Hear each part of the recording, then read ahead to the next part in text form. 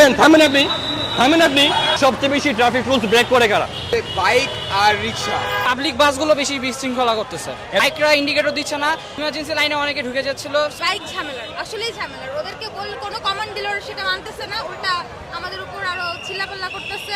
আমি যখন থেকে বাইক চালানো শিখছি, আমি এরপর ঠিকই বুঝছি যে রাস্তার মধ্যে সবচেয়ে বেয়াদব মানুষ হইতেছে বাইকাররাই।